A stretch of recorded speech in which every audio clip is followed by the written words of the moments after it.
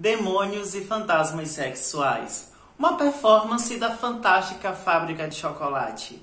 Pais ruins. Traumas emocionais. Uma festa feita pelos Donizettes. E uma criança querendo crescer. Esse último episódio da Patrulha do Destino deu o que falar. Eu sou Kaique Almeida e esse é o Te Digo Nada.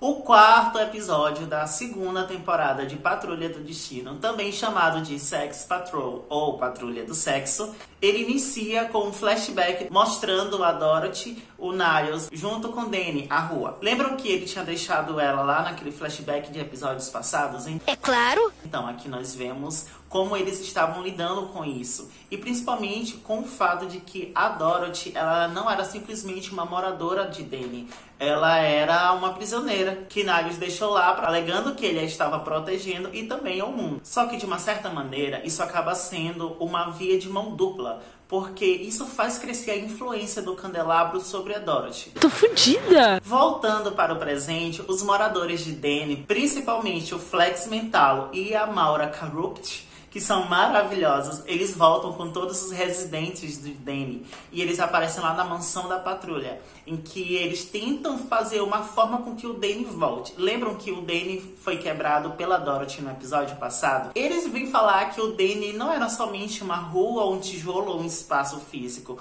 O Danny era uma ideia, e de que uma ideia não morria assim tão simples. E cara, como eu sou apaixonado por Danny, pelo que ele representa e também pelos moradores dele. Eles vêm trazer uma leveza tão grande ao show, uma vez que os seus próprios personagens, eles já são muito pesados, eles vêm trazer uma grande carga emocional dramática.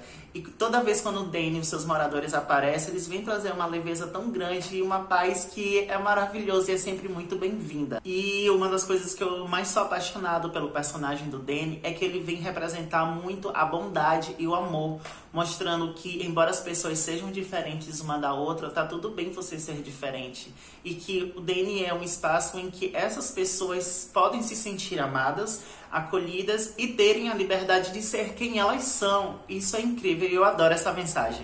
Assim, eles decidiram fazer uma festa lá na mansão da patrulha para tentar recuperar o Danny de volta, principalmente a sua consciência. Ai, cachaça, caralho! O perigo começou quando a Rita, ela reconheceu o Flex Mentalo e lembrou daquele episódio lá da primeira temporada. O Flex Mentalo, para quem não lembra, ele é um personagem extremamente musculoso. E ele tem a habilidade de moldar a realidade ao seu redor quando ele contrai os seus músculos. Na temporada passada, ele foi tentar ajudar a patrulha a poder derrotar o Sr. Ninguém. E ele foi dobrar os seus músculos para mandar eles para aquela realidade onde o vilão estava. Só que ele acabou causando um grande orgasmo coletivo, tanto com a patrulha e com todos os outros moradores de Danny. Você é maluco, é? Então a Rita ela queria sentir novamente isso e ela pediu com que ele ajudasse. Eles acabam percebendo com isso que existe um bloqueio mental na cabeça dela. Fomos apresentados a um passado da Rita que, para ela poder ganhar um papel artístico, a mãe dela acabou se deitando com um produtor e ela assistiu tudo isso escondida. E ela acabou guardando a mensagem da mãe dela de que, apesar de todos os talentos que ela tinha alguns outros que eram específicos e que ela poderia utilizar, alegando que esses talentos seriam sexuais, por exemplo. Só que esse episódio orgásmico da Rita acabou chamando a atenção de um demônio sexual chamado de Shadow Eye Mr. Evans, que ele acabou indo direto para a mansão do destino. Esse demônio era extremamente perigoso. Olha a cara dessa demônia, mas o Senhor vai libertar. Ele acabou criando um vórtice sexual dentro da mansão e que ele iria se alimentar da energia sexual que estava lá dentro. Ele, ao fazer isso, ele acabou invocando alguns demônios e fantasmas sexuais. E no fim, ele iria parir um bebê demônio sexual. Você é maluco, é? E se esse bebê, quando ele nascesse e chorasse, seria o fim do mundo, em que todo o planeta Terra iria virar um inferno hedonista sexual. E todas as crianças e adolescentes menores de 18 anos iriam ficar enlouquecidas e basicamente iriam ficar extintas. What the fuck? Uma equipe trazida diretamente dos quadrinhos, ela aparece. Eles são os Sex-Men. São uma espécie de caça-fantasmas que salvam o mundo de atividades paranormais sexuais. Eu assinei uns papéis com a advogada sem saber. Eles acabam falando para a equipe sobre todo esse plano lá do Shadow Eye. A Jane, que na verdade não era a Jane, já que ela estava presa pelo submundo. Então quem estava no domínio daquele corpo era a Scarlet Harbour, que é uma personalidade ninfomaníaca e que tem a habilidade de absorver a energia psicossexual. E eu acho que ela combinou bastante com toda a temática desse episódio. E eles revelam para Scarlet Harbour sobre esse plano do Shadow Eye e também do bebê demoníaco que iria trazer o fim do mundo. Para poder proteger a Kai, outros alter egos acabam se manifestando naquele corpo. E quem vem à tona é a Hammerhead, a cabeça de martelo, e que é a personalidade mais violenta de todas elas. Ela acaba confrontando a equipe e ela vai enfrentar diretamente esse Shadow Eye para poder salvar a Kai e, consequentemente, o mundo também. Perdeu! A casa caiu! Então, ela se junta com o restante da equipe, como, por exemplo, o Cyborg, que ele voltou para a equipe, o Cliff, o Larry e também o chefe. Só que eles não podiam se aproximar muito do demônio, porque o espaço ao redor dele iria fazer com que eles ficassem parados, porque teriam um orgasmo naquele momento. Mas ela acabou criando forças o suficiente para pegar o bebê que estava nascendo e que ia começar a chorar e enfiou de volta no cara. Ah, morre, diabo!